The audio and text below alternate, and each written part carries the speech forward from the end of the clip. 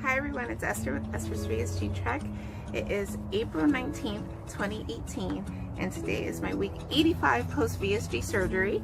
85 weeks ago, I had an operation that reduced my stomach by about 80% in Tijuana, Mexico, because my insurance wouldn't cover it, and I knew I needed the tool. It is a tool. It's not a magic wand. It just reduces your stomach, which after the surgery you can heal and eventually eat almost the same amount.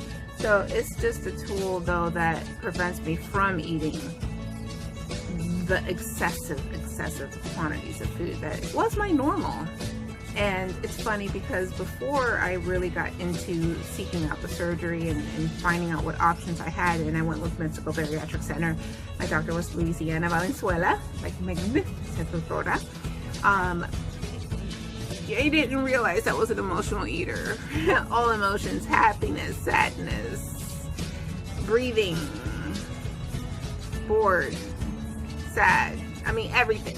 And then I also did not realize until after surgery that I had binge behavior. I mean, that behavior wasn't normal. So I had VSG, and then about a little bit over 4 months after healing and learning how to eat again and learning what a new normal would be, and I was struggling really badly, I found keto. I actually proposed it to my husband because I think it's a good match for him and the medical history his family has, and he agreed to do it. So December 26, 2016, we started keto. He got off it after about 4 months. My mom got off it after about 6 months. I've been consistently on keto, except for the last quarter of last year. I had some things bubble up. My child's behavior wasn't good. I kept getting sick. It was just mentally, I was defeated, and I allowed the defeat. But since 2018, I am feeling great. I had a tonsillectomy. I thankfully have not been getting sick as often. I mean, other things can get me, but as far as like a cold and the allergies, I'm keeping it at bay with medication because North Florida has vomited pollen more than once already with this insane spring, air quotes, that we've had. So yesterday I went and got my InBody, and I mean, I understand the words, but the full meaning, I'm not really, I don't know. But I'm glad I have it, because then on July 26th, I believe, I'm gonna go have another one and compare, because Monday, what starts Monday? DeeperStateKeto starts Monday. I'm so excited. You know, we do have two sides of our brain. In my personality, I have multiple sides of everything, and on one side I'm like, yep, you know how to do this. It's gonna be 10 total carbs, not nets, 10 total carbs. You know, I'm gonna get more material on Monday, and I'll know my macros. It's gonna be a starting point. Monday isn't gonna be hard. The first like week or two is pretty normal. The tapering, you start feeling that later into the course.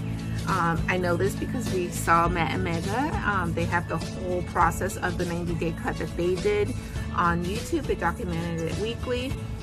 So I know it's going to get hard though, and I know my issues with food, and even with the VSG, when issues come up, sometimes I still have binge behavior.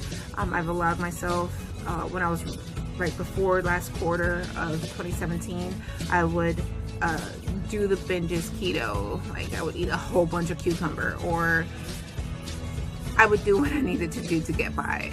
It sounds horrible, but I mean, food is a coping mechanism for a lot of things. I don't do it often, thank God. But that other side of my mind is like, oh, you're gonna restrict yourself, you're gonna starve, you can't handle being hungry. I can't handle being hungry, but there's hacks. There's warm coffees and teas. Thankfully, I've been doing butter coffee for a while. So, I mean, I do have that, but that isn't the louder voice. I'm excited because I want to see results. I've been in the 170s for a while. Oh, by the way, I'm 175.8 today. I think that's a gain from last week, but I don't care, because in the prep, I'm not prepping, in the reality of the date and that Deeper State starts Monday, I've been allowing a little higher carbs. I think I've been going about 25-35 net carbs, I made chickpea of the sea the other day, and it's so good. It's like a mock tuna salad. You treat garbanzos like tuna and then make your tuna salad.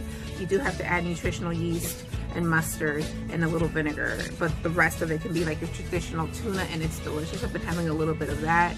I've been enjoying like my crisp bread, my gluten-free crisp bread from Trader Joe's. I had a smart cake in my cabinet. I enjoyed those the other day. I'm just going through staying still keto, but enjoying a few things that I won't be able to enjoy for a little period of time. I'm not freaking out about it. I'm not gonna let myself freak out about it. But back to the InBody. The thing about the InBody that the girl was like, oh, that's so good. I didn't tell her my story. She just knows I lost a lot of weight, and it was evident because I did take off my shirt and I wore shorts for it. So hold on.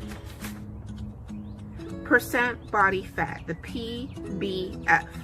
The ratio of your body fat mass divided by your weight.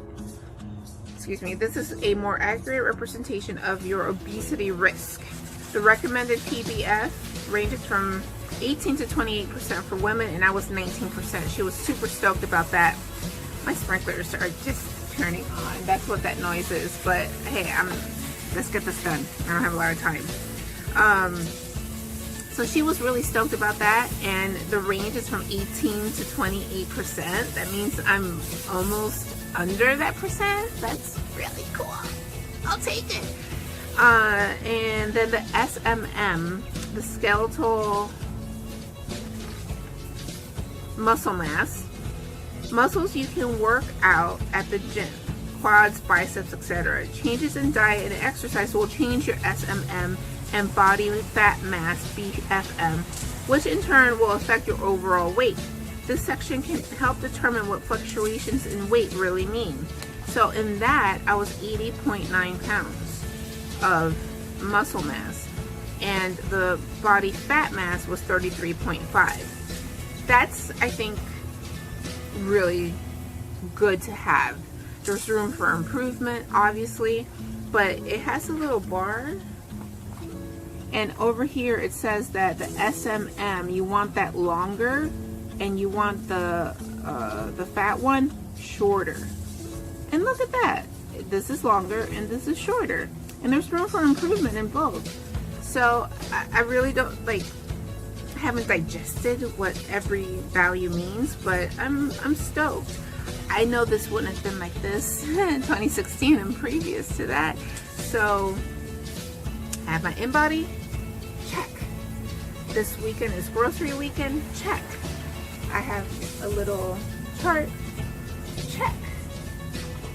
I scanned and reduced my InBody and put it in here, so I have a copy that's archived in case I ever lose this, because have you ever seen my office? It's a hot mess. Alright, so I need to go grocery shopping. The most apprehensive thing in my mind about next week is transitioning my mom and David back to keto. I want to make sure they're happy. I want to make sure that they are properly hydrated and get those electrolytes in. And that's, I feel, the biggest challenge for next week. As the weeks progress, I think that will taper down, and then